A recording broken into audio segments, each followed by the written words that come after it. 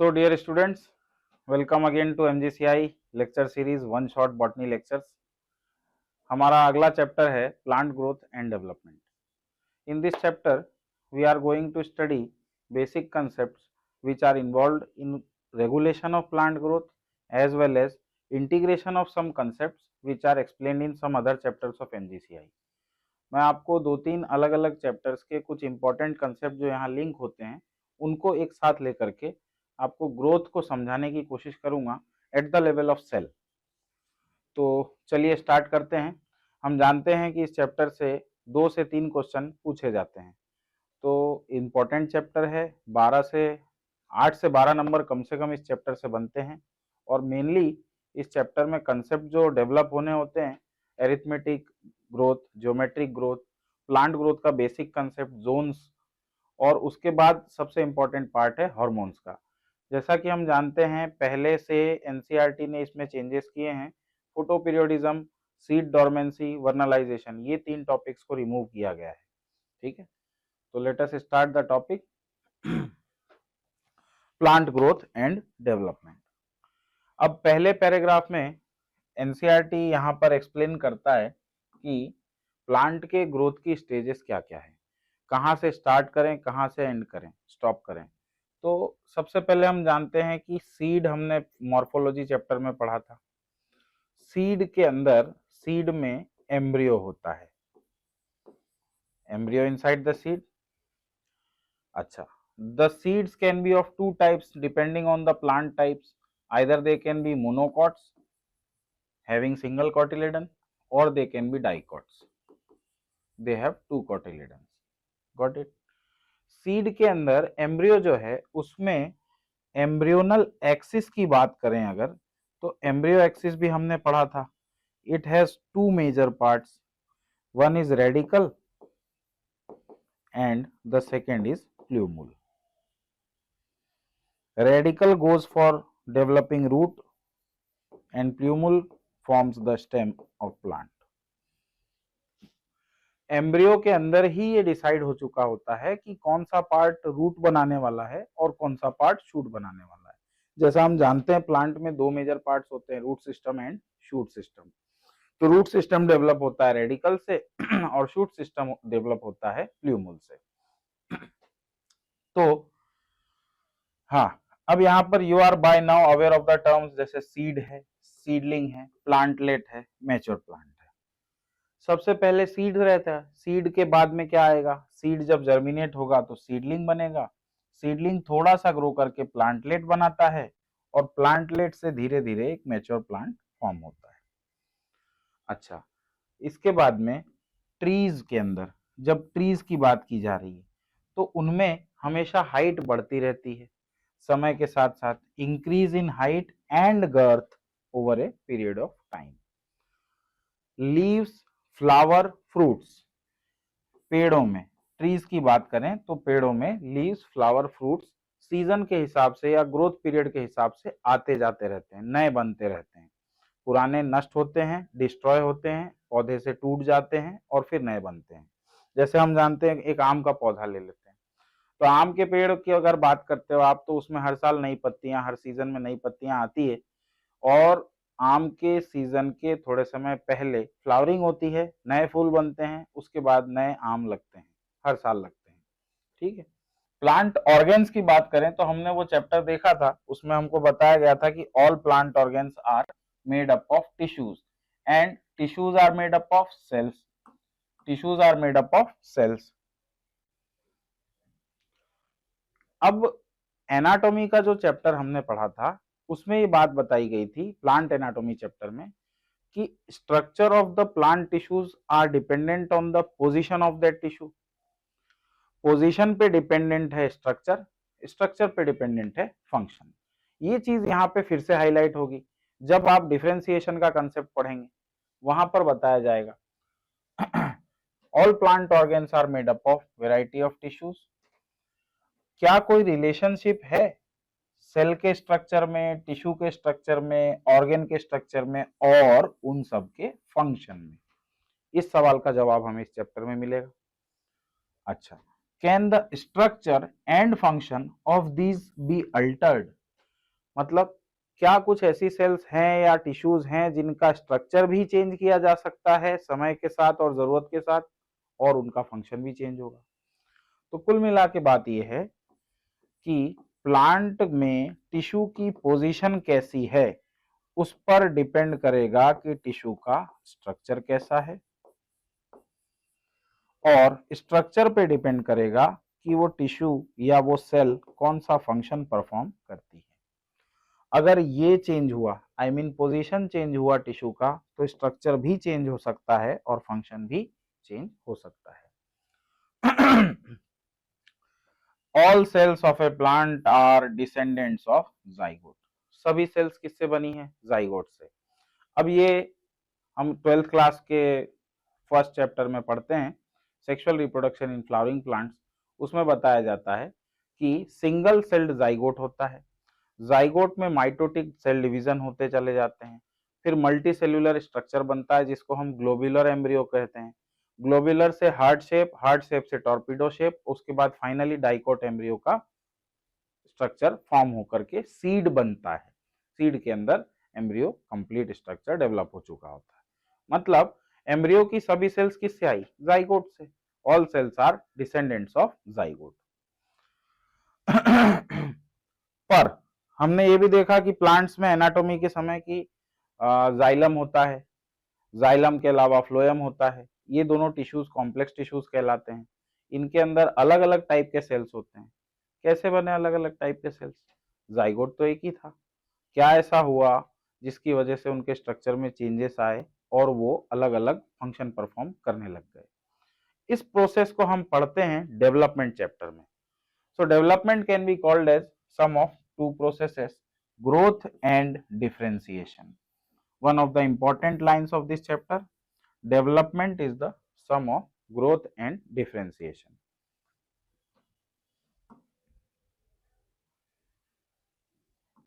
जैसे हम cell cycle में पढ़ते हैं, सेल साइकिल में हमें यह बताया जाता है कि एक खास सीक्वेंस है किसका? इवेंट्स का। इवेंट्स का जो सेल की लाइफ में हो रही है। जैसे कौन कौन सी चीजें हो रही है? तो पहले सेल ग्रो करती है, ग्रो करने के बाद में उसका जेनेटिक मटेरियल रेप्लिकेट होता है, ग्रोथ के बाद डीएनए रेप्लिकेट होता है, डीएनए रेप्लिकेशन के बाद सेल के अंदर डिवीजन होता है। या अगर इसको शॉर्ट में कहें तो हम ये पढ़ते हैं कि इंटरफेज और एम फेज, या फिर इंटरफेज को भी कहें तो G1 phase, S phase, G2 phase और देन M फेज।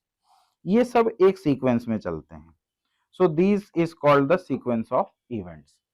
यहां पर भी इवेंट्स होंगी और एक सीक्वेंस में होंगी, ये खास बात है।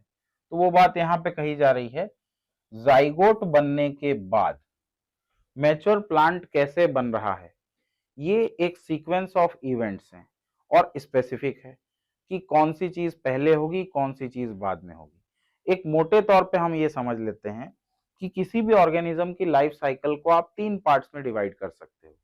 कौन कौन सी?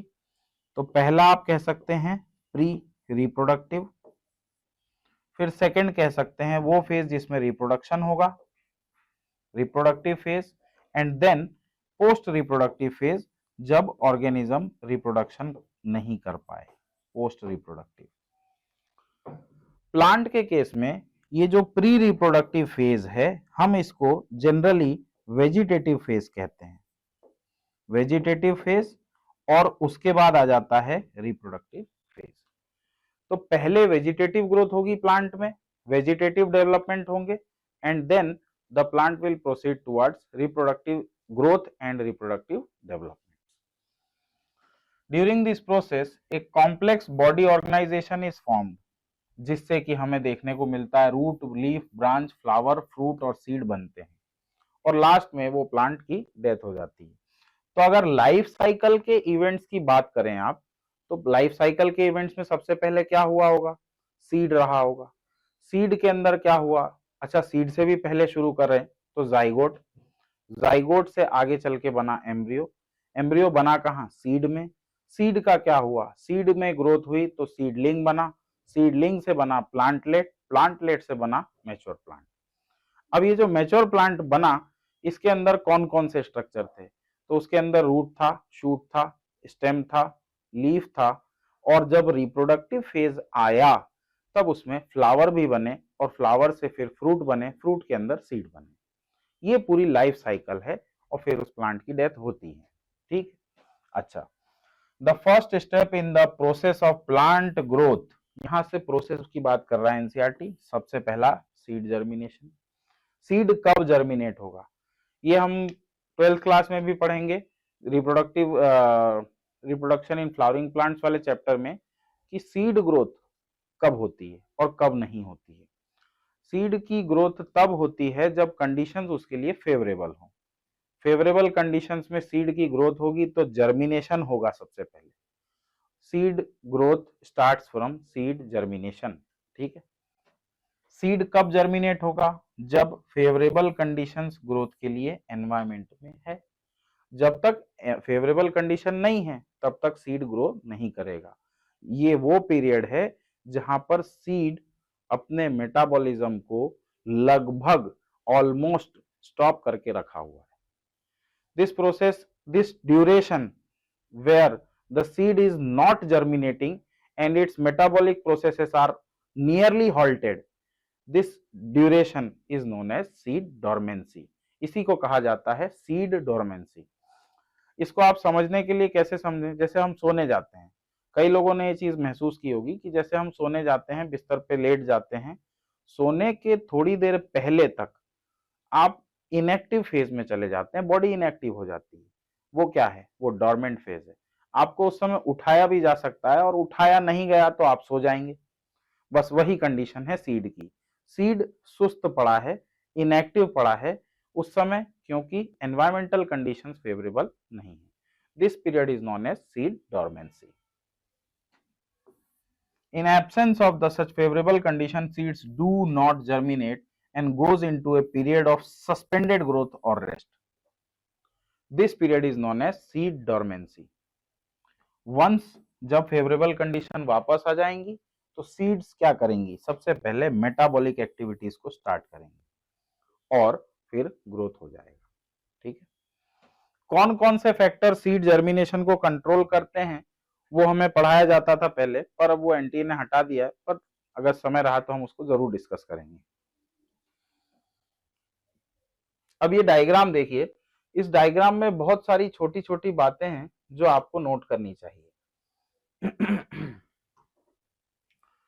यहां पर ये सॉइल दिख रहा है ब्राउन कलर की लेयर में, फिर यहाँ पे एक जर्मिनेटेड सीड दिखा है। जर्मिनेटेड सीड में आपको अगर ये ध्यान है कि एम्ब्रियोनल एक्सिस प्लांट का जो रहता है, एम्ब्रियोनल एक्सिस की अगर मैं बात करूं, ये एम्ब्रियोनल एक्सिस इस तरह से, और इसके दो कॉटिलेडन। एम्ब्रियोनल एक्सिस के ऊपर होता है प्ल्यूमुल और नीचे का पार्ट रेडिकल। कॉटिलेडन के नीचे का पार्ट हाइपोकोटाइल, कॉटिलेडन के ऊपर का पार्ट एपिकोटाइल। तो हाइपोकोटाइल वाले पोर्शन की ग्रोथ हुई है और उससे रेडिकल ने रूट फॉर्म करना स्टार्ट कर दिया। रूट यहाँ पे आप देख पा रहे हैं कि एक प्रिंसिपल रूट है, मेन रूट है, और उसकी फिर थोड़ी थोड़ी ब्रांचेस निकली है। मतलब primary root, secondary root, tertiary root, tap root system. Cotyledon यहाँ पे दिख रहा है, सॉइल दिख रहा है, हाइपोकोटाइल दिख रहा है। हाइपोकोटाइल में एक हुक जैसा स्ट्रक्चर फॉर्म हुआ है। ये हुक जैसा स्ट्रक्चर वाटर एब्जॉर्ब करके धीरे धीरे सीड को ऊपर पुश करेगा। साथ ही साथ हाइपोकोटाइल रीजन में भी ग्रोथ होगी। हाइपोकोटाइल की ग्रोथ होने से ऊपर जाकर के एपिकोटाइल हुक यहाँ पर आप देख सकते हैं। मतलब ये वाला पोर्शन, कॉटिलेडन के ऊपर वाला पोर्शन जो शूट बनाने का है, उसमें ग्रोथ होगी और हुक जैसा स्ट्रक्चर फॉर्म होगा। This is known as epicotyl hook और एपिकल हुक। सीड कोट धीरे से बाहर निकल चुका है, अब कॉटिलेडन फ्री दिखाई दे रहा है, बीच में यहाँ एपिकोटाइल हुक है। एपिकोटाइल हुक से आगे जब ग्रोथ होगी तो ये कॉटिलेडन रह गए हैं।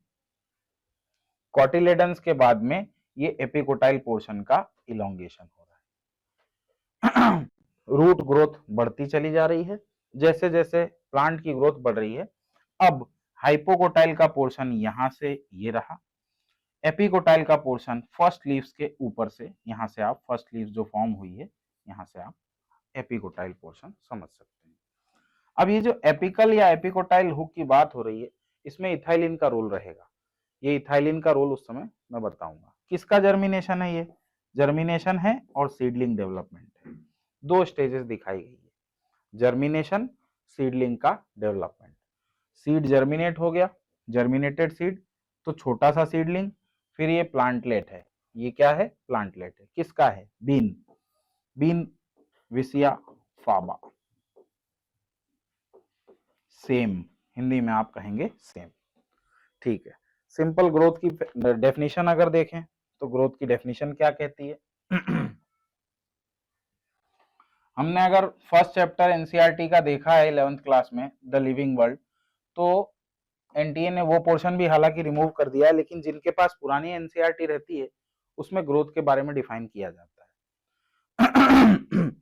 ग्रोथ एक फंडामेंटल कैरेक्टरिस्टिक है किसी भी लिविंग ऑर्गेनिज्म का, जिसके अंदर body growth, body mass increase record होता है। यूनिसेल्युलर ऑर्गेनिजम्स के केस में increase in number of cells can be considered to be growth. Growth is regarded as one of the most fundamental, मतलब होगा ही होगा, जरूरी है। कॉन्स्पिकुअस मतलब दिखाई देगा, होगा तो दिखेगा, है ना, ऐसा कैरेक्टर है किसी भी लिविंग बीइंग का। है क्या ग्रोथ? फिर से एक बार यहां पर लिखा गया है कि इरिवर्सिबल, कीवर्ड्स पे ध्यान देंगे। पर इरिवर्सिबल पहला keyword, permanent, increase in size of organ और इट्स पार्ट्स और इवन इंडिविजुअल सेल। ग्रोथ हम तीनों केस में देख रहे हैं। किन किन केसेस में देख रहे हैं? पहला तो कोई ऑर्गन, उसका साइज बढ़ गया, और वो साइज बढ़ा कैसा? परमानेंट इंक्रीज हुआ है साइज में, वापस उसको रिवर्स नहीं किया जा सकता, इसलिए वो इरिवर्सिबल है। Irreversible permanent increase in size, size की बात कह रहा है, किसके किसके? ऑर्गन का, या ऑर्गन का कोई पार्ट यानी कि टिश्यू हो सकता है, और या फिर सिंगल सेल, तीनों के केस में ये चीज लागू होती है। तो डेफिनेशन क्या हुआ? Growth can be considered as irreversible permanent increase in size of an organ, its parts or cell. Generally growth is accompanied by metabolic processes.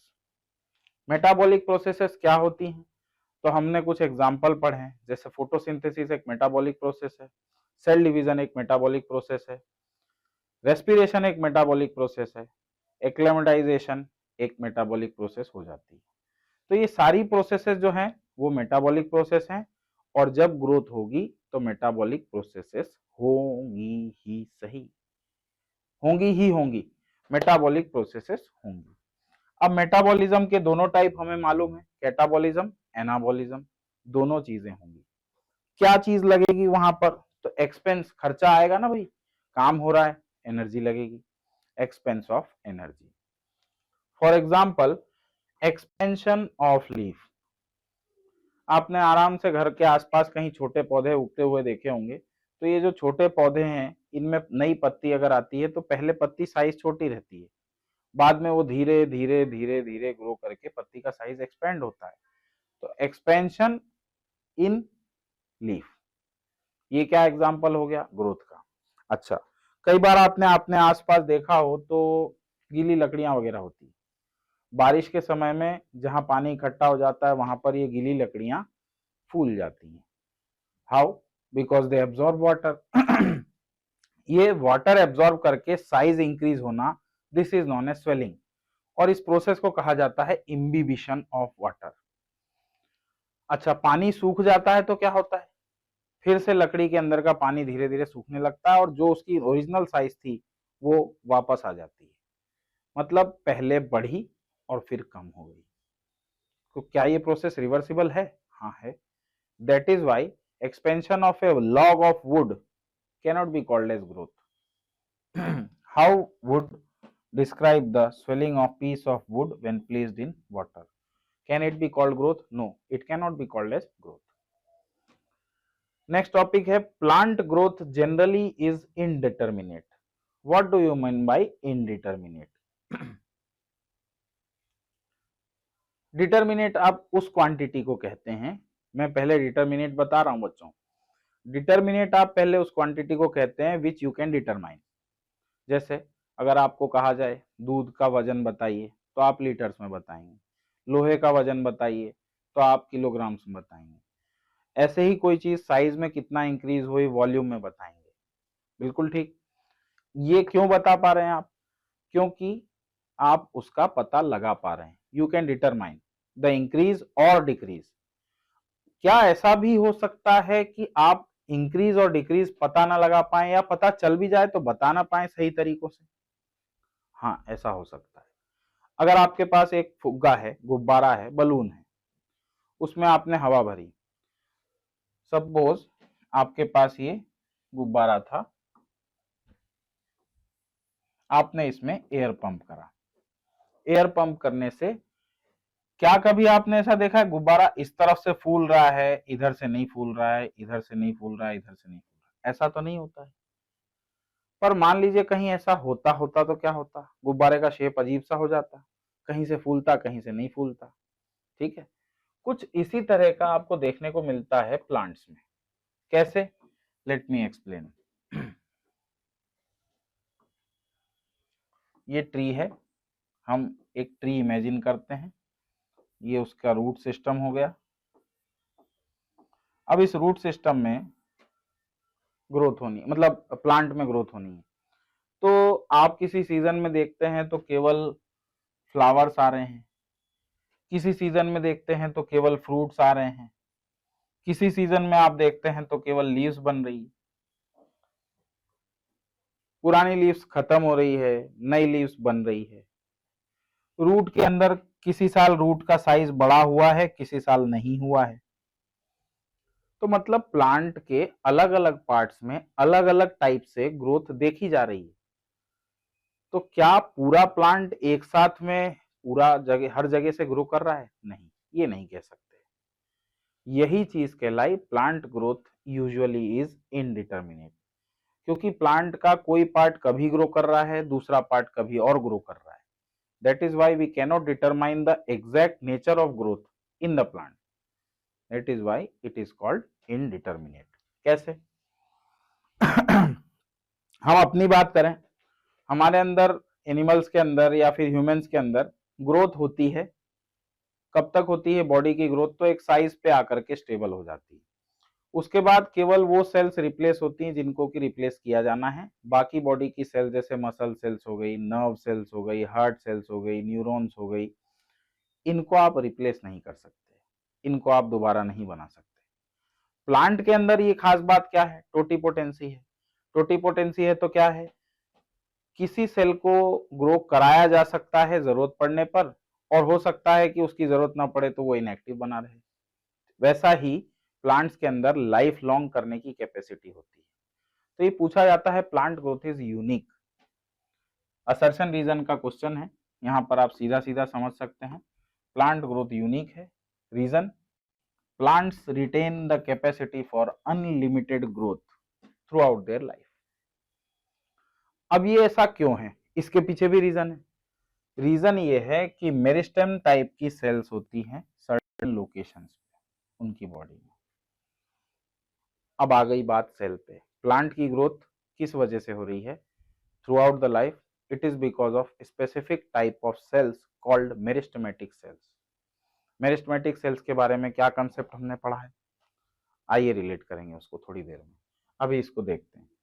In sales का नेचर है कॉन्स्टेंटली डिवाइड करते रहना, और ये अपने आप को डिवाइड करके नया बनाए रखती है, self perpetuation. Cells of such meristem have the capacity to divide and self perpetuate. ये बात पूछी जा चुकी है। डिवाइड कर सकती हैं और सेल्फ परपेचुएट मतलब सेल्फ रिन्यूअल, खुद को नया करते रहना, ये चीज कर सकती हैं। कौन? Meristem cells. लेकिन मेरिस्टेम सेल, अच्छा अगर ये सेल मेरिस्टेम है, क्या करेगी? ये डिवाइड करेगी, दो सेल बना देगी। दो सेल मतलब इस डिवीजन के प्रोडक्ट हो गए। प्रोडक्ट के अंदर हो सकता है कि ये सेल आगे डिवाइड नहीं कर पाए पर दूसरी सेल डिवाइड करती रहे। जब ये डिवाइड करेगी तो फिर से 2 सेल बनेगी।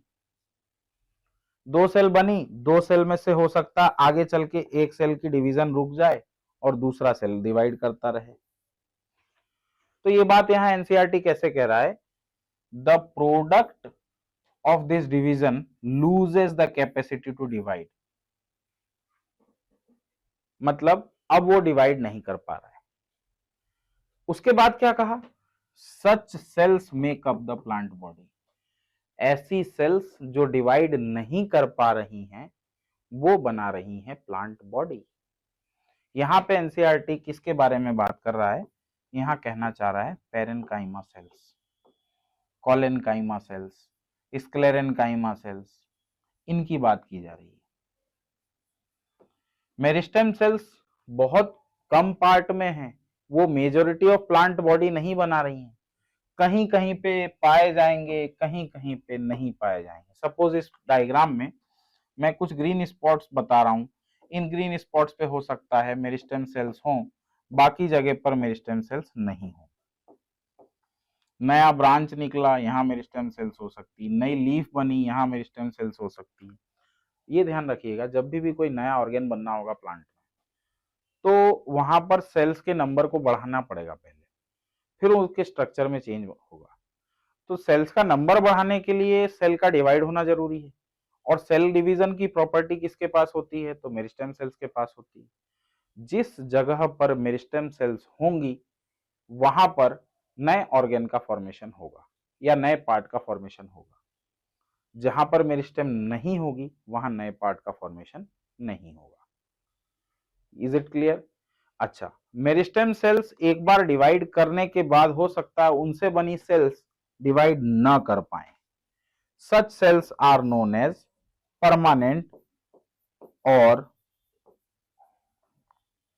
परमानेंट सेल्स और टिश्यूज। इनके एग्जाम्पल क्या हैं? तो पेरेन्काइमा, कोलेनकाइमा, स्क्लेरेनकाइमा, ये हम एनाटॉमी वाले चैप्टर में पढ़ते हैं। ठीक है, इस तरह की सेल्स बनाती है प्लांट बॉडी। अच्छा, अब आप मॉर्फोलॉजी चैप्टर में देखेंगे तो मॉर्फोलॉजी चैप्टर का मैं आपको एक एग्जांपल देता हूं।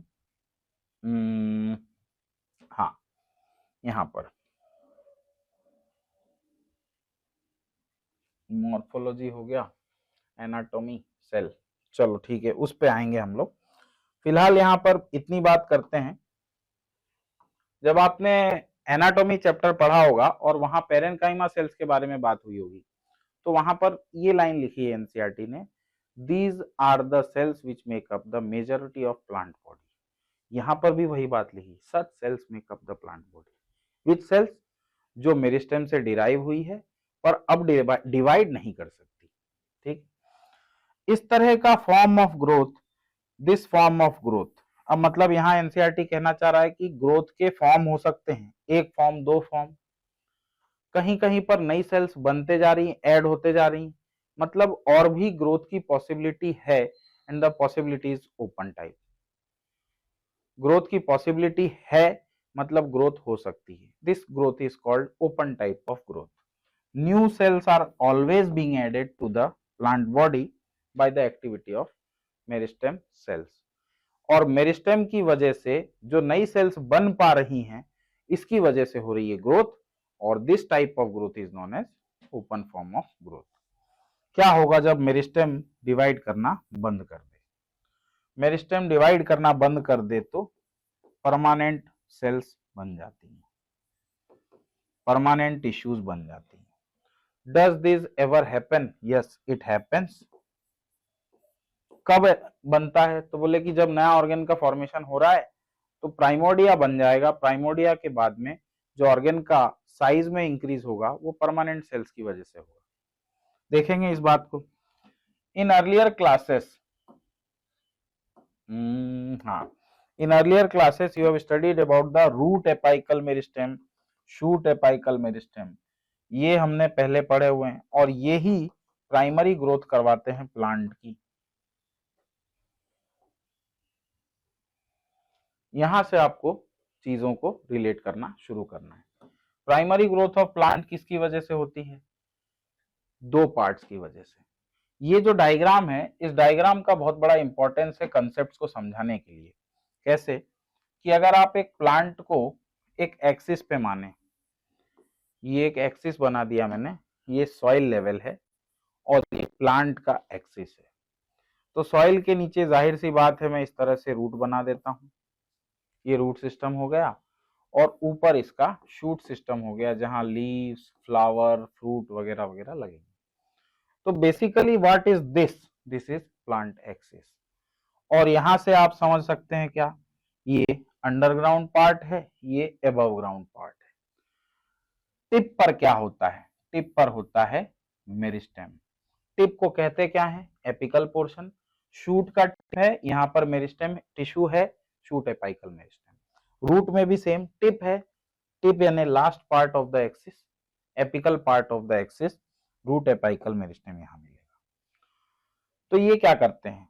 प्राइमरी ग्रोथ और क्या लंबाई, principally contribute to the elongation of plant along the axis.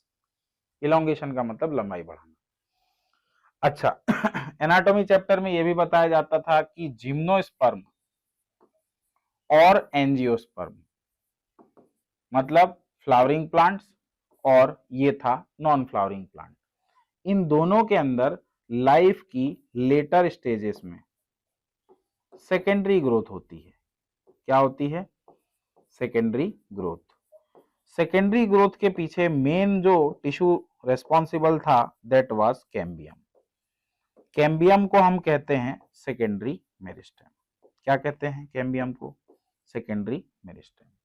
उसकी वजह से वहां पर ग्रोथ होती थी। यही बात यहां पर लिखी है, देखिए डाइकॉट्स में, जिम्नोस्पर्म्स में। अब ये लेटरल की बात कर रहा है, लेटरल मतलब साइड में, लेटरल, लेटरल मींस इनसाइड। तो साइड में ये टिश्यू है, यहां पर आप ये देखेंगे तो ये टिश्यू है, ये टिश्यू दोनों तरफ की ग्रोथ दिखा रहा है, बाहर की तरफ भी, अंदर की तरफ भी। मतलब ये पौधे को इस तरह से गर्थ में इंक्रीज करेगा। This is the secondary type of growth. Lateral meristem होंगे, वेस्कुलर कैम्बियम होंगे और कॉर कैम्बियम होंगे, जो कि लाइफ में लेटर स्टेजेस में आएंगे। मतलब प्राइमरी स्टेजेस में नहीं आएंगे, नहीं आएंगे। कैम्बियम को क्या कहा जाएगा? Secondary meristem. Cambium is also known as secondary meristem. These are the meristem that cause an increase in girth of the organs in which they are active. This is known as secondary growth of plant. तो दो बातें कह दी कि plant में growth दो type का है, primary growth भी है, सेकेंडरी ग्रोथ भी है। प्राइमरी ग्रोथ किसकी वजह से है? Root apical meristem, shoot apical, root apical meristem, shoot apical meristem. Secondary growth किसकी वजह से है? सेकेंडरी मेरिस्टेम्स की वजह से या लेटरल मेरिस्टेम्स की वजह से। कौन कौन से? Vascular cambium, cork cambium. ठीक है, तो ये दो टाइप की ग्रोथ हो गई, और दोनों टाइप की ग्रोथ है किसकी वजह से? मेरिस्टेमेटिक सेल्स की वजह से, भले ही वो प्राइमरी हो या सेकेंडरी हो। क्या ग्रोथ को मेजर कर सकते हैं? हाँ बिल्कुल कर सकते हैं। How can we measure growth in plants? Cellular level पे अगर आप बात की जाए, सेल के लेवल पे, एक स्मॉल सेल, तो आप सेल के केस में क्या ग्रोथ को नाप सकते हैं कि हाँ 1 किलो बढ़ा या 2 किलो बढ़ा? नहीं भैया, कैसे नापोगे? सिंपल सी बात है, जो सेल आपको दिखाई नहीं दे रहा है उसके लिए देखने के लिए आपको माइक्रोस्कोप लगाना पड़ रहा है। मैं ऑस्ट्रिच के अंडे की बात नहीं कर रहा हूँ, या नर्व सेल की, है ना। नॉर्मली सेल्स को देखने के लिए आप आंखों से देख नहीं पाते, तो उनको माइक्रोस्कोप से देखना पड़ता है। जो चीज दिख नहीं रही है उसको आप वजन कैसे लेंगे और मेजर कैसे करेंगे कि लंबा हुआ कि चौड़ा हुआ कि गोल हुआ? नहीं कर सकते। आप सेल का नंबर इंक्रीज हो रहा है तो नंबर इंक्रीज को मेजर कर सकते हैं। जैसे आपने दूध में दही जमाना है, दूध से दही जमाना है, दूध में आपने थोड़ा सा पुराना दही ला करके मिक्स कर दिया। वो क्या था? थाउजेंड्स ऑफ लैक्टोबैसिलस सेल्स थी। थाउजेंड्स क्या, मिलियंस कह सकते हैं। और उसकी वजह से जब वो दूध में आए तो वो दूध के अंदर उनको न्यूट्रिशन मीडियम मिला, एप्रोप्रिएट कंडीशन मिली ग्रोथ के लिए, उन्होंने मल्टीप्लाई करना चालू किया, they started to increase their population, और अल्टीमेटली देखते देखते कुछ घंटों में दूध की पूरी तपेली में दूध नहीं बचता, वो लैक्टोबैसिलस की सेल्स आ जाती है। तो ये पोजीशन यहाँ पर भी होती है क्या? हाँ, हो सकती है, पर सेल के सिंगल सेल के ग्रोथ में मेजर करने का सिंपल सा तरीका है साइटोप्लाज्म। सेल का साइटोप्लाज्म होता है या सेल का प्रोटोप्लाज्म होता है। अगर प्रोटोप्लाज्म का अमाउंट बढ़ा है तो इसको हम कहते हैं प्रोटोप्लाज्मिक इंक्रीज। ठीक है, सेल्यूलर लेवल पे प्रिंसिपली सेल क्या है? कॉन्सिक्वेंस है। किसका कॉन्सिक्वेंस है? प्रोटोप्लाज्म के अमाउंट में इंक्रीज का कॉन्सिक्वेंस। क्या प्रोटोप्लाज्म का इंक्रीज होना मेजर किया जा सकता है डायरेक्टली? नहीं। कोई इनडायरेक्ट तरीका है क्या? हाँ है, कुछ तरीके हो सकते हैं। ऐसे तरीके पकड़ो जहां पे कोई मेजरेबल क्वांटिटी हो और उसमें चेंज आ जाए, और वो सेल के अंदर होने वाले मेजरेबल चेंज को दर्शा रही है। जैसे अगर इस सेल से, इस तरह की सेल्स से मिलकर के कोई टिश्यू बना हुआ है, अब ये इस तरह की सेल्स से इस तरह का एक टिश्यू बना हुआ है, इन टिश्यूज के सभी सेल्स में ग्रोथ होगा तो इस टिश्यू का साइज भी बढ़ जाएगा। ये बात हुई ना। आप डायरेक्टली मेजर नहीं कर सकते, पर आप इनडायरेक्टली मेजर कर सकते हो। ठीक है, ऐसी क्वांटिटी पकड़ना है जिसका की प्रपोर्शन उस प्रपोर्शन को दिखा दे जिस प्रपोर्शन में सेल का साइज बढ़ा हुआ है।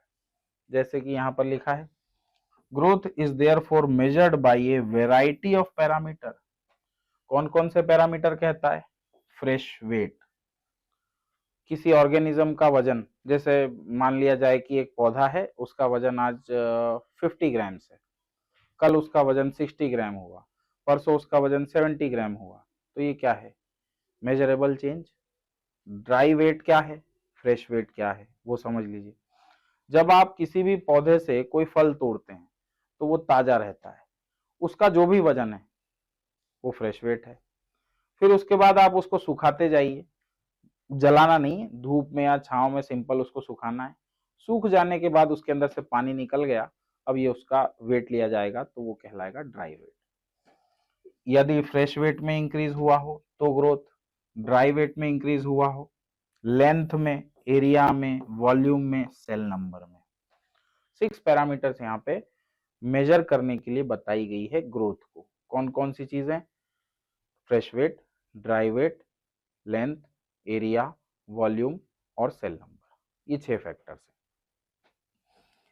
अच्छा, कुछ एग्जाम्पल दिए हैं यहाँ पे, बहुत इंटरेस्टिंग एग्जाम्पल है। जैसे कि एक मेज का सेल है, मेज का सेल वो 1 घंटे में इतने डिवीजन कर सकता है कि उससे 17,500 न्यू सेल्स बन रही है per hour. Per hour, per hour, इतनी सारी सेल्स कितनी बार डिवाइड कर गया भाई? सोच के देखना, कैलकुलेट करके बताना, हो सकता है नीट यही पूछ ले, है ना? कितनी माइटोटिक डिवीजन लगी होगी इतनी सेल्स बनाने के लिए? ओ, तो सेल साइकिल, सेल डिवीजन का कंसेप्ट आ जाता है यहाँ पे। नंबर ऑफ माइटोटिक डिवीजन, तो n-1, 17,500 माइनस 1, 17,499। ठीक है, कितनी डिविजन्स हुए होंगे, कितने सेल्स में कितनी बार डिवीजन हुआ होगा, तो वो आपको कैलकुलेट करना पड़ेगा। इसके पहले आप 2 से डिवाइड करेंगे, फिर जो आएगा उसको 2 से डिवाइड करेंगे, फिर उसको 2 से डिवाइड करेंगे, जब तक कि आप 2/2 या 1 तक नहीं पहुंचते। अच्छा, ये तो हो गया नंबर में इंक्रीज। वाटरमेलन का एक और एग्जांपल है, उसमें साइज में इंक्रीज होता है सेल का, वॉल्यूम इंक्रीज हो जाता है। कैसे? पानी इकट्ठा करके। साइटोप्लाज्म में इतना सारा पानी इकट्ठा कर लेता है सेल वैक्यूल के अंदर कि उसका साइज बढ़ जाता है। कितना बढ़ जाता है? 3,50,000 टाइम्स। वाटरमेलन का सेल अपने साइज से 3,50,000 गुना तक साइज में बढ़ सकता है। तो ये क्या है? साइज में इंक्रीज या वॉल्यूम में इंक्रीज? पहला वाला एग्जांपल क्या था? नंबर में इंक्रीज। दूसरा वाला क्या था? Latter, increase in size. अगर आप पॉलन ट्यूब की बात करें तो पॉलन ट्यूब जर्मिनेट होता है, पॉलन ट्यूब की लेंथ बढ़ती है, this is known as increase in length. पत्ती बढ़ती है, पत्ती छोटी रहती है वो बड़ी होती है, तो वो क्या है, इंक्रीज इन सरफेस एरिया। ठीक है, इस तरह से हम बहुत सारी तरह से ग्रोथ मेजर कर सकते हैं। सरफेस एरिया इंक्रीज मेजर कर लो, लेंथ का इंक्रीज मेजर कर लो, साइज का या नंबर का, फ्रेश वेट और ड्राई वेट तो होते ही होते हैं। चलो अब आ जाते हैं फेजेस ऑफ ग्रोथ पे। अब ये डायग्राम बड़ा मस्त है, इसके पीछे एक बढ़िया सा लॉजिक है, आइए इसको समझते हैं। यहाँ दिख क्या रहा है, आप सीधे तौर पे देखेंगे तो कहेंगे कि हाँ यार एक सीड है, जर्मिनेट हो रहा है, उसके अंदर से रेडिकल वाला पोर्शन इलोंगेट होके रूट बनाने जा रहा है। तो पहले सीड लेते हैं आप, इस सीड के इस रूट वाले पोर्शन पे आप कुछ मार्क्स लगा देते हैं, मार्किंग्स कर देते हैं। इस तरह से आप इस पे मार्किंग कर देते हैं। थोड़े दिन बाद देखते हैं, 1 घंटे 2 घंटे 4 घंटे या एक दिन बाद 2 दिन बाद देखते हैं, तो ये मार्किंग आपको कुछ कुछ दूर मिलती है, कुछ कुछ पास मिलती है। पर इसमें खास बात क्या देखने को मिलती है कि कुछ मार्किंग्स के बीच का डिस्टेंस बढ़ा तो है पर बहुत कम, लेकिन कुछ मार्किंग्स के बीच का गैप जो है वो बहुत ज्यादा बड़ा है। तो आपको कहां कहां पे कम इंक्रीज मिला, कहां कहां पे ज्यादा इंक्रीज मिला, ये पकड़ना है। जैसे यहां पर इस पोर्शन में मार्किंग्स के बीच का गैप लगभग नहीं बढ़ा है। आप चाहें तो स्केल लेकर के एक एक्सपेरिमेंट इस तरह का कर सकते हैं, उसमें देखिएगा यहां पर आपको ये गैप ना के बराबर बढ़ा या नहीं बढ़ा हुआ सा दिखेगा, जबकि ये दोनों पॉइंट्स के बीच के गैप, मार्किंग्स के बीच के गैप बहुत ज्यादा बढ़े, यहाँ सबसे ज्यादा, यहाँ भी ज्यादा, यहाँ कम, यहाँ कम, यहाँ कम, लेकिन बढ़े तो है। मार्किंग दूर जा रहे हैं, मार्किंग क्यों दूर जा रहे हैं? अब जरा यहां पर हम बात कर लेते हैं मेरिस्टेम सेल्स के कैरेक्टर्स की। कौन कौन से कैरेक्टर्स हैं मेरिस्टेम? भाई ग्रोथ के लिए कौन जिम्मेदार? मेरिस्टेम। तो क्या हर जगह मेरिस्टेम की वजह से लंबाई बढ़ रही है? नहीं, मेरिस्टेम की वजह से नंबर बढ़ रहा है। मेरिस्टेम्स डिवाइड करती हैं, the cells divide rapidly, meristematic cells divide rapidly. तो क्या क्या प्रॉपर्टीज है मेरिस्टेमेटिक सेल्स की और क्यों डिवाइड करती है मेरिस्टेमेटिक सेल, ये सोचते हैं। तो देखिए इसके रीजंस यहाँ पे मिलेंगे आपको। Period of growth is generally divided into 3 phases। ठीक है, 3 phases। पहला फेज कौन सा है? मेरिस्टेमेटिक। दूसरा फेज कौन सा है? इलोंगेशन। और तीसरा फेज कौन सा है? मैच्योरेशन। क्या आपको इससे मिलता जुलता कोई एग्जांपल स्ट्राइक कर रहा है? अभी थोड़ी देर पहले गलती से आपने वो इमेज देखी भी थी, देखो, चलो देखते हैं, शायद स्ट्राइक कर जाए। ये रहा, कहां पर है? हाँ भाई, ओ हो, ये रहा। अब इसको और उसको आपको दोनों चैप्टर्स को लिंक करना है, कैसे करें? तो देखो, ये रीजन ऑफ मेरिस्टेमेटिक एक्टिविटी लिखा है, यहाँ पे क्या है ऐसा, मतलब यहाँ पे मेरिस्टेम सेल्स की एक्टिविटी होगी। तो क्या मैं ऐसा कह दूं कि रूट का ये वाला पार्ट मेरिस्टेमेटिक ग्रोथ फेज में है? ओ हो, मेरिस्टेमेटिक फेज, ठीक है, कह सकते हैं, है ना। अच्छा, ये वाला पार्ट रूट का region of elongation phase, elongation region है, मतलब यहाँ इलोंगेशन वाला ग्रोथ फेज चल रहा होगा उस चैप्टर के अकॉर्डिंग, इलोंगेशन फेज चल रहा है। और वैसा ही आप देखो तो सबसे ऊपर में मैच्योरेशन फेज चल रहा है। 3 रीजन 3 फेज। पहला region meristematic activity phase, meristematic. Elongation zone, elongation phase. Maturation zone, maturation phase. Simple सी बात है। अब देखो इसको कैसे कंपेयर किया जाता है। पहले मैं आपको यहां पर दिखा दूं रीजन ऑफ मेरिस्टेमेटिक सेल्स के क्या क्या कैरेक्टर बताए हैं, मतलब मेरिस्टेमेटिक सेल्स के, ध्यान रखना बच्चों। Cells of this region are, पहला कैरेक्टर बोला है, चलो भाई, small, thin wall, cell wall तो होती है, सेल्यूलोज की होती है, पतली होती है। प्रोटोप्लाज्म है डेंस, ठीक है। और क्या है? The cells divide repeatedly.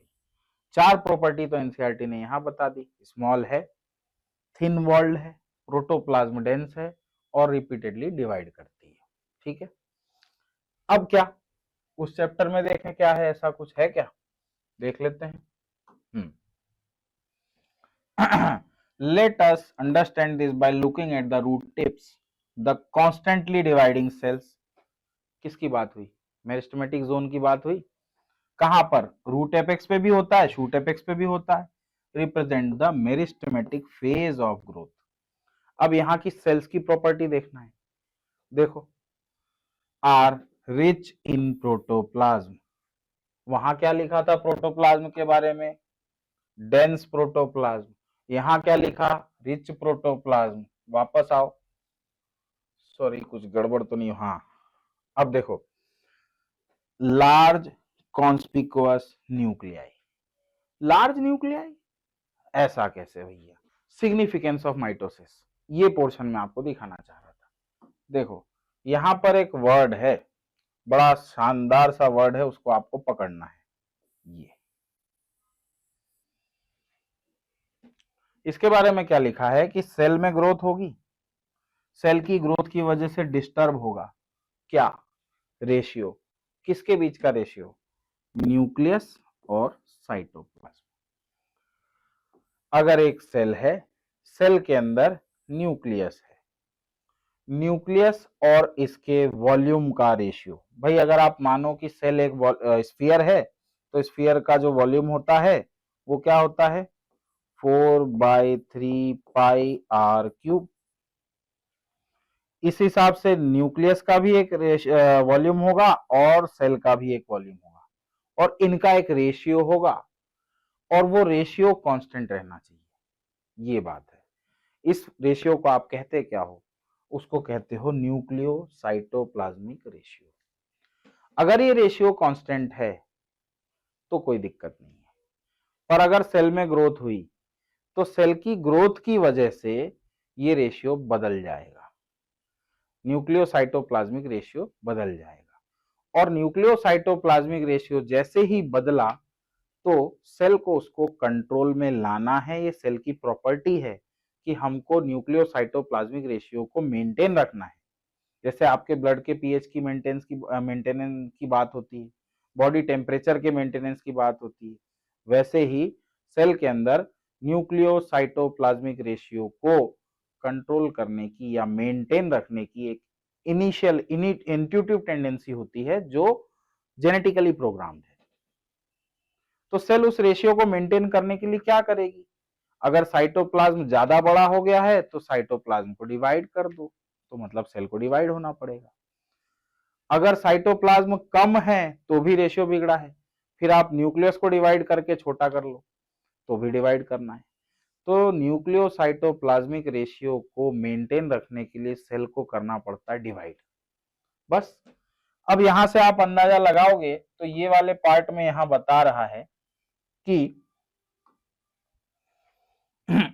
Large conspicuous nuclei, मतलब इनका जो न्यूक्लियस का साइज है वो प्रोटोप्लाज्म या सेल के साइज के रेशियो के हिसाब से ज्यादा है, मतलब न्यूक्लियोसाइटोप्लाज्मिक रेशियो गड़बड़ है, उसको मेंटेन करना पड़ेगा, इसलिए ये सेल बार बार डिवाइड कर रही है। ये रीजन है मेरिस्टेमेटिक सेल्स के बार बार डिवीजन का।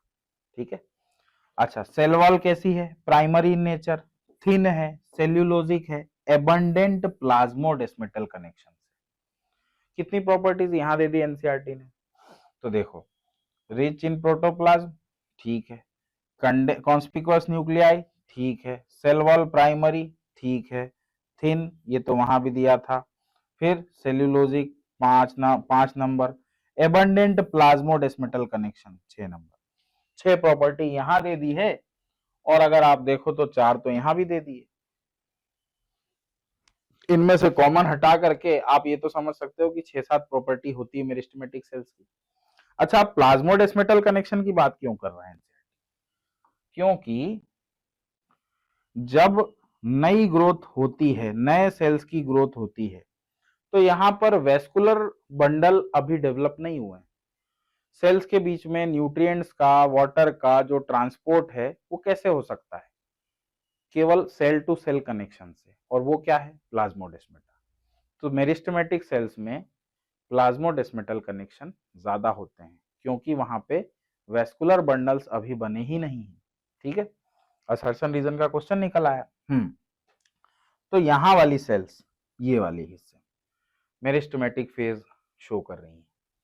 इसके बाद यहां से लेकर के ये वाला पूरा पोर्शन आप कह सकते हो कि इलोंगेशन जोन है। यहां पर जो सेल्स हैं वो इलोंगेट हो रही हैं। क्यों इलोंगेट हो रही हैं? वो डिवाइड क्यों नहीं कर रही हैं? फिर साइटोप्लाज्मिक रेशियो नहीं बिगड़ेगा? भाई न्यूक्लियस का साइज साइटोप्लाज्म के साइज के रेशियो में होना चाहिए। The reverse is not true. Cell का साइज बड़ा किया जा सकता है साइटोप्लाज्म के हिसाब से, न्यूक्लियस का साइज बड़ा नहीं होना चाहिए। ये बात ध्यान रखना, ठीक है। तो यहां पर बात आ जाती है क्या? Cells proximal to this region, मतलब बाजू में। प्रॉक्सिमल मतलब साइड, बाजू में। ठीक है भाई, ये मेरिस्टेमेटिक जोन। यहां पर बात की जा रही है पूरा इलोंगेशन जोन की। यहां पर क्या है? अंडरगो रैपिड इलोंगेशन, एनलार्जमेंट और responsible for growth in length. इसको कहा रीजन ऑफ इलोंगेशन। यहां देख लेते हैं क्या लिखा है। हाँ भाई, रिप्रेजेंट फेज ऑफ इलोंगेशन। अब इसकी प्रॉपर्टीज देखो, जो सेल्स जोन ऑफ इलोंगेशन में उनकी क्या प्रॉपर्टीज है। तो तीन प्रॉपर्टी आपने ये देख ली, अंडरगो रैपिड इलोंगेशन, एनलार्जमेंट और ग्रोथ इन लेंथ। यहां देखो क्या लिखा है, इंक्रीज्ड वैक्यूलेशन। ओ हो, नई बात पता चली। मतलब जो सेल्स इलोंगेशन फेज में हैं, या रूट का जो इलोंगेशन जोन है, वहां सेल्स के अंदर पहले वैक्यूल नहीं थे, अब वैक्यूल आने लग गए हैं और ज्यादा आने लग गए। इंक्रीज्ड वैक्यूलेशन, सेल का एनलार्जमेंट, ये तो कॉमन बात हो गई। अब न्यू सेल वॉल डिपोजिशन हो रहा है, मतलब नया सेल वॉल डिपोजिट होगा। न्यू सेल वॉल डिपोजिशन, ये सारे कैरेक्टर है। न्यू सेल वॉल डिपोजिशन मतलब पहले प्राइमरी सेल वॉल था, अब नया सेल वॉल बना, मतलब सेकेंडरी सेल वॉल फॉर्मेशन। ठीक है, सेकेंडरी सेल वॉल फॉर्मेशन को आप एनाटॉमी चैप्टर से रिलेट करो। पेरेन्काइमा में सेल वॉल थिन है, कोलेनकाइमा में सेल वॉल थिन है, पर कोलेनकाइमा में एंगल्स पे डिपोजिशन है, एंगुलर डिपोजिशंस। याद आया? एंगुलर डिपोजिशंस कोलेनकाइमा में, एंगुलर थिकनिंग्स। यहां पर सेल्यूलोज, हेमीसेल्यूलोज, पेक्टिन, इनका इंक्रीज हो जाता है। ठीक है, तो secondary cell wall formation start हो गई है ना। अच्छा, ये यहाँ के सेल्स के कैरेक्टर हैं। फिर इस पोर्शन में जहां पर आपका इलोंगेशन बिल्कुल भी नहीं हुआ, जी वाला, ये वाला जो मार्किंग एफ और जी के बीच का हिस्सा, ये कौन सा है? जाहिर सी बात है, यहाँ पे सेल्स साइज में भी इंक्रीज नहीं कर रही हैं और नंबर में तो इंक्रीज करना सबसे पहले बंद कर चुकी थी। इलोंगेशन जोन में डिवीजन हो रहा है क्या? सेल डिवीजन नहीं हो रहा है। अगर सेल डिवाइड कर रही होती तो वो डिवाइड ही करती। अब वो डिवाइड नहीं कर रही है, एनलार्ज हो रही है, वैक्यूल बना रही है, सेकेंडरी सेल वॉल डिपॉजिट हो रहा है। ठीक है, उसके पास वाला जोन ये रिप्रेजेंट करता है मैच्योरेशन फेज। मैच्योरेशन फेज में क्या है? मैच्योरेशन फेज में कुछ नहीं है, वही चीजें, लेकिन अब स्ट्रक्चर में कुछ अलग टाइप का चेंज है। क्या चेंज है? Further away from the apex, more proximal to the phase of elongation, lies the portion of axis which is undergoing phase of maturation. The cells of this zone attain their maximal size in terms of wall thickening.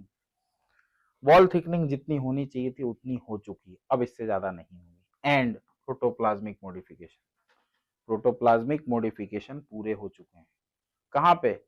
Maturation zone में। अब maturation zone के वहां के character भी देख लो। हाँ, the cells of the elongation zone gradually differentiate होंगी और मैच्योर होंगी। और डिफरेंशिएशन मैच्योरेशन के बाद ग्रोथ वहां पर साइज में इंक्रीज नहीं दिखाएगी। डिफरेंशिएट होना मतलब स्ट्रक्चर में चेंज, सेल के फिजियोलॉजी में चेंज। मैच्योरिटी मतलब एक फंक्शन अटेन कर चुकी है, अब वो काम क्या करना है उसको पता है। ठीक है, hence this zone proximal to the zone of elongation is also called region of maturation. यहां पर होता क्या है, यहां पर कुछ सेल्स रूट हेयर बनाती हैं। रूट हेयर्स का काम वाटर एब्जॉर्ब करना, मिनरल्स का एब्जॉर्ब करना, ठीक है। एपिडर्मल की बात करें तो, है ना। अब वहां देखो मैचुरेशन जोन में क्या है, मैचुरेशन जोन के अंदर मैक्सिमल साइज आ चुकी है, वॉल थिकनिंग जितनी होनी चाहिए थी हो गई है, protoplasmic modification changes in protoplasm have almost been completed, ठीक है। Most of the tissues and cell type you have studied in earlier classes represent this phase, final maturation phase. तो ये 2-3 चैप्टर्स को लिंक करने वाला कंसेप्ट था जिसके बारे में बात कर रहा था। अगला जो हमारा टॉपिक है वो है ग्रोथ की रेट पर। तो जहां भी रेट का कंसेप्ट आया तो आपको फिजिक्स केमिस्ट्री याद आ जाना चाहिए, specially physics. Rate of change of speed, velocity, rate of change of force, मुझे क्या पता, ठीक है। तो कहीं भी रेट का कंसेप्ट अगर आ रहा है तो टाइम के साथ जोड़ के देखा जा रहा है। अगर किसी चीज को आप टाइम के साथ में मेजर कर पा रहे हो तो उस चीज का रेट, अगर आप ग्रोथ को टाइम के साथ मेजर कर पा रहे हो, इफ ग्रोथ इज मेजरेबल, जैसा कि हमने देखा fresh weight, dry weight, size, area, surface area, volume, number, अगर आप मेजर कर पा रहे हो तो अच्छी बात है, टाइम के साथ मेजर कर पा रहे हो तो आप उसको रेट बोल दो, ठीक है। तो सिंपल सी बात है, यहाँ पर ग्रोथ का क्या है, पर यूनिट टाइम, है ना। अगर कुछ चीज बढ़ी है, फाइनल इनिशियल वैल्यू थी सपोज 1 या इनिशियल वैल्यू I1, ग्रोथ के लिए G ले लेते हैं, G0, और लास्ट फेज G1, 1 घंटे के बाद, 2 घंटे के बाद G2, 3 घंटे के बाद G3, X घंटे के बाद, N घंटों के बाद Gn। तो ये फाइनल, ये इनिशियल फाइनल खेल पुराना है, वही वाला जैसे फिजिक्स में आप करते हो। तो ग्रोथ रेट, इंक्रीज्ड ग्रोथ पर यूनिट टाइम, इससे सिंपल कोई परिभाषा हो ही नहीं सकती। क्या? इंक्रीज्ड ग्रोथ पर यूनिट टाइम। आइए इसको समझते हैं, इसके दो टाइम हैं। Thus rate can be expressed mathematically। थोड़ा सा मैथ्स आएगा, परेशान करना नहीं, परेशान होना जरूरी था, सॉरी परेशान किया जा रहा है, होना जरूरी नहीं। हाँ, समझते हैं इसको। दो टाइप की दिख रही है, सीधे सीधे डायग्राम से देखोगे तो, एरिथमेटिक, जियोमेट्रिक, ठीक है।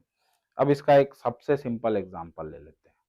कोई स्ट्रक्चर है, आप एक बिल्डिंग बना रहे हो, बिल्डिंग में आपको टोटल 50 फ्लोर्स रखने हैं, ठीक है। आप हर 10 दिन में एक फ्लोर बना रहे हो, तो अगले 10 दिन में दूसरा फ्लोर, अगले 10 दिन में तीसरा, अगले 10 दिन में चौथा, अगले 10 दिन में पांचवा। तो इस तरीके से 50 इंटू 10, 500 डेज में आपकी बिल्डिंग तैयार। अच्छा, बीच में छुट्टी आ गई, किसी दिन किसी समय पे काम नहीं चला, तो हो सकता है 20 दिन में ये फ्लोर तैयार हुआ, 20 दिन में ये फ्लोर तैयार हुआ, 15 दिन में ये फ्लोर तैयार हुआ, तो आपके कुछ दिन बढ़ जाएंगे। पर अगर आप देख रहे हो कि 10 दिन में एक फ्लोर बन रहा है, मतलब ग्रोथ कांस्टेंट है, फ्लोर की ग्रोथ, बिल्डिंग की ग्रोथ कांस्टेंट है, फ्लोर बाय फ्लोर। लेकिन कहीं पे अगर ऐसा हो गया कि कोई काम जल्दी हो गया, कोई काम देर से हुआ, फिर टाइम चेंज हो सकता है, वो कांस्टेंट नहीं है। जैसा आप गाड़ी चलाते हो, गाड़ी या स्कूटी वगैरह आप चलाते हो, तो आपका एक्सेलरेटर आप दे नहीं सकते एक जैसा हमेशा, कभी आपको ब्रेक लगाना पड़ेगा, कभी आपको कम देना पड़ेगा एक्सेलरेटर, कभी ज्यादा देना पड़ेगा। तो ग्रोथ की स्पीड या ग्रोथ की रेट हमेशा कांस्टेंट रहे ये जरूरी नहीं है, लेकिन हमें एक कांस्टेंट वाले को समझना होता है और एक नॉन कांस्टेंट वाले को समझना होता है। दोनों केस को समझते हैं हम। यहाँ पर कांस्टेंट नॉन कांस्टेंट जैसा नहीं माना जाएगा, यहाँ पे दो टाइप की बात कही जाएगी, अरिथमेटिक और जियोमेट्री। कैसे? एक सिंपल सा एग्जांपल, एक सेल है, इसने डिवाइड किया, दो सेल्स बनी, इसने भी डिवाइड किया, इसने भी डिवाइड किया, दो दो सेल्स दोनों की बनी। फिर आगे चल के इन दोनों ने डिवाइड किया, इनसे 4 सेल बन गई, इन दोनों ने डिवाइड किया, इनसे 4 और सेल बन गई। तो नंबर में कितना हो रहा है? पहले कितनी सेल थी? एक, फिर कितनी हुई? दो, फिर कितनी हुई? दो के बाद चार, फिर कितनी हुई? 8। इसके बाद ये आठों सेल अगर डिवाइड करती है तो 16। यही पढ़ा था हमने माइटोसिस और सेल साइकिल वाले चैप्टर में। तो ये वाली जो ग्रोथ है जिसमें एक का डबल, दो का डबल, चार का डबल, 8 का डबल, 16, 16 का डबल, 32, 32 का डबल, 64, डबल डबल से इंक्रीज हो रहा है। अच्छा, इसको आप कैसे लिखोगे? अगर आप 2 की पावर 0 लिखो 1, 2 की पावर 1, 2 की पावर 2, 2 की पावर 3, 2 की पावर 4, 2 की पावर 5, 2 की पावर 6 है ऐसा? ठीक है, तो देखो यहाँ एक्सपोनेंट 0, यहाँ 1, यहाँ एक्सपोनेंट 2, यहाँ 3, यहाँ 4, यहाँ एक्सपोनेंट 5, यहाँ एक्सपोनेंट 6। एक्सपोनेंट इंक्रीज हो रहा है क्या? हो रहा है ना? तो ग्रोथ रेट एक्सपोनेंशियली इंक्रीज हो रहा है। Growth is exponentially increasing. Rate of growth is can be shown by exponential increase. Simple सी बात है। जबकि यहां देखेंगे ये, अच्छा ये वाला एग्जांपल मैंने पहले ज्योमेट्रिक बता दिया। अब ज्योमेट्रिक को समझ करके अरिथमेटिक समझते हैं। बोले ऐसा कैसा, उल्टा चलेंगे? हाँ उल्टा चलेंगे, थोड़ा सा चल लो। देखो ये एक सेल थी, इसने डिवाइड किया, दो सेल बनी। अब क्या होगा कि ये वाली सेल डिवाइड नहीं करेगी, ये डिवाइड करेगी, फिर दो सेल बन गई। फिर वही कहानी, ये डिवाइड नहीं करेगी, ये बोलेगी कि भाई तुम दोनों डिवाइड कर लो, ये डिवाइड हो गई। फिर क्या होगा अगली बार में, ये डिवाइड नहीं करेगी, फिर ये दोनों डिवाइड करेंगी, ये डिवाइड करके दो बनाएगी। तो टोटल सेल्स कितनी हो गई, गिन के देखें? ठीक है, पहले एक सेल थी, फिर दो सेल हुई, दो सेल के बाद ये तो डिवाइड की नहीं, ये दो से तीन हुई, फिर एक दो तीन, तीन के बाद ये ऐसी की ऐसी आई चार, फिर ये ऐसी की ऐसी आई चार और एक पाँच। तो पहले स्टेप में एक सेल, फिर दूसरी सेल, फिर तीसरी सेल, फिर चौथी सेल, फिर पांचवी सेल। 1 + 1, 2 + 1, 3 + 1, 4 + 1, इस तरह से बढ़ रहा है। वहां डबल से बढ़ रहा था, यहाँ एक एक करके बढ़ रहा है। नंबर इंक्रीज हो रहे हैं, एक हर बार कितना? एक। क्यों ऐसा हुआ? क्योंकि इस प्रोडक्ट में से बनी हुई सेल दो में से एक ही डिवाइड कर पाएगी, दूसरी नहीं कर पाएगी। दूसरी नहीं कर पाएगी तो क्या, अगली बार एक सेल डिवाइड करी तो उससे क्या होगा, टोटल तीन सेल हो गई। फिर इन तीन में से एक ही डिवाइड कर पाएगी, बाकी दो डिवाइड नहीं कर पाएगी, अगली बार चार बनेगी। फिर इन चार में से एक ही डिवाइड करेगी, बाकी तीन नहीं करेगी, टोटल पांच सेल बनेगी। इस तरह से हर बार एक ही सेल बढ़ रही है, कॉन्स्टेंटली इंक्रीज हो रहा है नंबर, लेकिन कितना? एक से। यहां भी कॉन्स्टेंटली इंक्रीज हो रहा है नंबर, पर कितने से? 2 टाइम्स, हर एक बार 2 टाइम्स, हर एक बार 2 टाइम्स। ठीक है, तो यहां मल्टीप्लीकेशन देख रहे हो आप, यहां एडिशन देख रहे हो आप। एडिशन देख रहे हो इसलिए अरिथमेटिक, मल्टीप्लीकेशन के लिए ज्योमेट्री। इक्वेशन के फॉर्म में ये प्रोग्रेशन के फॉर्म में ये इक्वेशन लिखी जाती है, अरिथमेटिक प्रोग्रेशन, ज्योमेट्रिक प्रोग्रेशन। अब आओ एनसीईआरटी का डायग्राम देख लेते हैं क्या हुआ यहाँ पे। यहाँ पर दो कलर्स में सेल दिख रही हैं, light blue and dark blue. Light blue वाली जो है वो परमानेंट हो गई, यहाँ पर सेल डिवाइड हुई, परमानेंट हो गई। ये सेल आगे आपको यहाँ दिख रही है, सेल आगे यहाँ दिख रही है, फिर यही सेल यहाँ दिख रही है। अब क्या हुआ, दो सेल बनी थी, दो में से एक डिवाइड करेगी, दूसरी नहीं करेगी। तो ये देखो ये दो सेल यहाँ दिखाई दे रही होगी, लाइट ब्लू और डार्क ब्लू में। तो ये लाइट ब्लू वाली सेल बड़ी हो रही है लेकिन डिवाइड नहीं कर रही है, यही सेल फिर डिवाइड कर रही है। डिवीजन केवल इन सेल्स में हो रहा है जो डार्क ब्लू में है। लाइट ब्लू वाली सेल जो एक बार बन गई सो बन गई, अब डिवाइड नहीं कर रही। मतलब दो में से एक ही सेल मेरिस्टेमेटिक रह सकती है और दूसरी मेरिस्टेमेटिक प्रोडक्ट मेरिस्टेमेटिक नहीं रहेगा, वो परमानेंट हो जाएगा। यहाँ क्या है, यहाँ लाइट ब्लू जैसा कुछ दिख ही नहीं रहा है, सब कुछ डार्क ब्लू है। मतलब हर सेल डिवाइड कर रही है, हर सेल के पास डिवीजन की प्रॉपर्टी है। क्या ये प्लांट पे अप्लाई होता है, कैसे अप्लाई करें प्लांट पे, तो वो चीज हम यहां देखेंगे। देखो ध्यान से अगर आपने कभी देखा हो एनसीईआरटी में तो आपको अच्छे से दिखाई देगा कि प्लांट में सबसे पहला सेल बनता है जाइगोट। ठीक है, जाइगोट बना और ये जो लाइन है ये डॉटेड लाइन है, कभी इसको ध्यान से देखना। डॉटेड लाइन बता रही है कि डिवीजन होने वाला है, लिखा भी है जाइगोट डिवाइडेड। 2 सेल बन गई, ये रहा, ये लाइन अब परमानेंट हो गई। वैसे ही जब आप और ध्यान से देखेंगे तो आपको ये वाली लाइन डॉटेड दिखाई देगी, ये रही डॉटेड लाइन। इसका मतलब क्या हुआ, अब इधर डिवीजन होने वाला है। तो अगर 2 सेल है, दोनों में डिवीजन होने वाला है, तो कितनी सेल बन गई, ये परमानेंट लाइंस ड्रॉ कर दी एनसीईआरटी में, 4 हो गई। फिर क्या हुआ, तो फिर इसमें वही चीज होनी है, फिर से एक डिवीजन दे रहा है। कहां दे रहा है, चारों सेल्स के अंदर। यहां ये डॉटेड लाइन दिख रही है ऐसे, ये देखो आपको डॉटेड लाइन दिखाई देगी, बताना चाह रहा है कि यहाँ पे सभी सेल्स डिवाइड हो रही है। पहले एक सेल थी वो डिवाइड हुई, 2 बनी, 2 डिवाइड हुई, 4 बनी, चारों डिवाइड हुई। कौन सा फेज, ज्योमेट्रिक फेज। कब होता है ऐसा, जाइगोट से एम्ब्रियो बनने तक ऐसा होता होगा, सभी सेल्स डिवाइड करती होंगी, नहीं। एक फेज आएगा जब कुछ सेल्स बन चुकी हैं, अब डिवीजन की प्रॉपर्टी रेस्ट्रिक्ट हो जाएगी। ये डिवीजन की प्रॉपर्टी को रेस्ट्रिक्ट कर दिया गया है। यहां पर डार्क ब्लू वाली सेल्स मतलब डिवीजन होगा, इन सेल्स में डिवीजन होगा। लाइट ब्लू वाली सेल्स में डिवीजन अब नहीं हो पाएगा। तो लाइट ब्लू वाली सेल्स क्या हैं, परमानेंट हो गई हैं।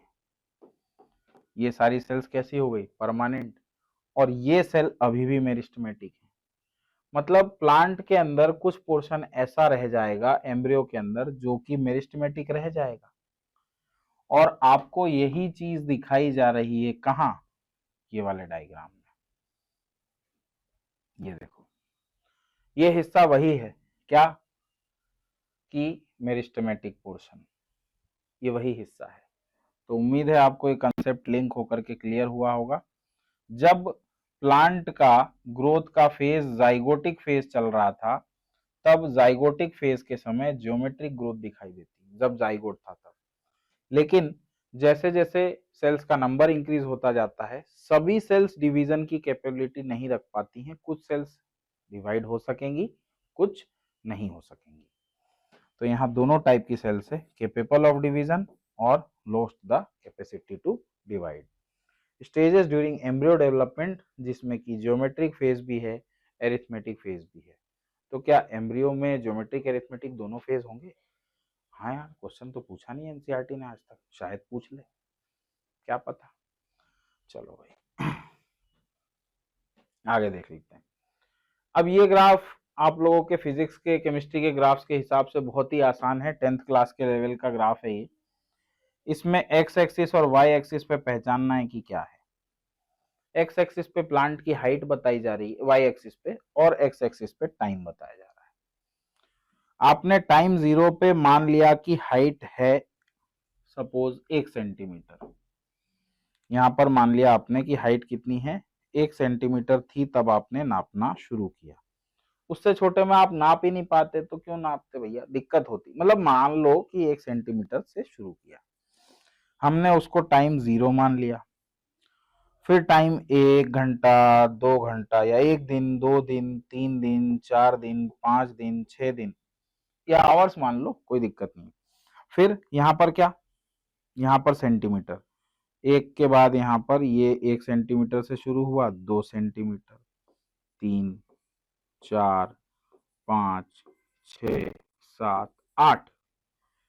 तो पहले दिन कितना है, 2 सेंटीमीटर है। पहले दिन कितना ग्रोथ है, 1 सेंटीमीटर। दूसरे दिन हाइट क्या है, 3 सेंटीमीटर। तीसरे दिन हाइट क्या है, 4 सेंटीमीटर। चौथे दिन हाइट क्या है, 5 सेंटीमीटर। पांचवें दिन 6 सेंटीमीटर।